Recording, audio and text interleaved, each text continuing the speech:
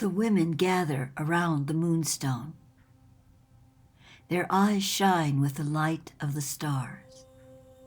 Their bodies are filled with starlight. Their hair pours from the font of the sun in strands of gold, red, brown, and black. It is flame licking their shoulders. Their skin gleams like the petals of lotus tongues. Their faces are moonlight caught in pools of the earth, flinging their images back into the sky. The women are bold, yet not concerned with boldness. They are at peace, yet do not seek peace. They are love, but their mouths know not the formation of the words of love. They become one with the moonstone, bearing its single white tooth to the heavens. It marks the distance from nothing to nowhere. As the women hold the note of love among them, so the moonstone glows brighter and seems to take on a living human form. She becomes. Her limbs outstretch, her face tilts upward, her eyes are planets in the starry firmament. Out of each soul of these women, so she is given her nature, and that nature is divine. The priestess oracles of Lemuria and Atlantis, as well as some of the early sacred European sites, were known as Magiratha, or wise women of the white owl. A Magiratha was sworn to the stone. That is, she took vows before a large white stone in the center of a ceremonial pool, which represented the Isle of Ava in the lake of On. A labyrinth of dark stone was set into the bottom of the pool, encircling the white stone underwater. There was a mythical legend in which a large honeybee bore a young maiden to the center of a sacred lake. He told her he would create a land of honey and the waters for her if she would keep watch over the sacred lake and sing it into the new creation. She agreed, and he made an island for her of spun honey, where she dwelt, and there she sang her song of creation. As she sang, so her isle of honey became a white cube stone, the foundation of the new creation.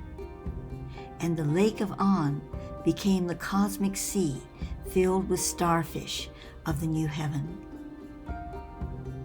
The goddess Ashara, who had sent her honeybee to carry the maiden to the lake, threw her necklace of sea pearls into the lake, and it coiled into a labyrinth about the stone. So long as the maiden chanted the holy song, only those who carried the mark of the new creation upon their foreheads would make their way through the labyrinth of Ashara to the sacred stone. The foundation stone carried the imprint or template of the new heaven and earth.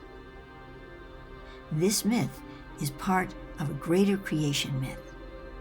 We only excerpt a small portion of it in order that you may feel the sacredness of the vows of the oracles sworn upon the stone. As Magiratha entered the lake on a golden barge, she began to chant the creation song. The words of this song were highly cryptic and meant to be comprehended only by the initiate. Once she reached the stone, she dipped some water from the lake into a small crystal amphora or vase and poured it over the stone, saying, "I cover thee with the veil of On. Thou art anointed with my vow to thee.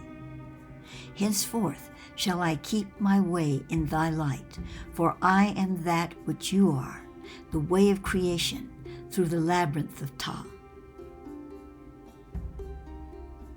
Then the priestess oracle would reach into a small golden bowl of honey held by the other Migaratha accompanying her, and place the silken amber upon her hands. She would wash her hands with the honey, which came from the most sacred of hives, and then from her hands she would coat the stone, or a token portion of it, with the honey, saying, I return to the hive of my fortune. I guardian the sweetness of the wisdom of past, present, and future. Then the other Migaratha held a blue star sapphire to the new priestess oracle's forehead and spoke, Behold, she who guardians the labyrinth of Ashara. She comes in the night, she sleeps in the day. She holds the star before her. She gives birth to the sun.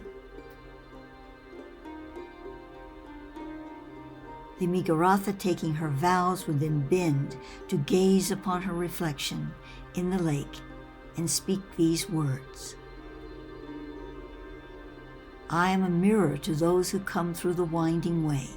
I vow to be the sealer as well as the revealer. I guard that which is for those who taste the sweetness of the fruit of the tree. I therefore set the serpent upon the path and the bee upon the throne. Through this cryptic vow, the Migaratha had sworn to impart the knowledge she was open to receive in a way that only those who were true adepts of the wisdom therein could understand. The underlying principle of this act, as concealed in the vow, is thus. Knowledge of the greater Akasha must be truly valued by the soul and commanded through wisdom and integrity in the mind. To accomplish this, one who receives this knowledge has to be an initiate of the labyrinthine path leading to the stone of wisdom and ordained to the light within the Word. Such truths made plain for the lesser mind do not raise the seeker into his or her spiritual mind-heart, where the wisdom of the knowledge is suffused into every fiber of the being. This is the most profound intention within the communication of the knowledge from the greater Akasha, translated through the priestess oracle to the adept initiate.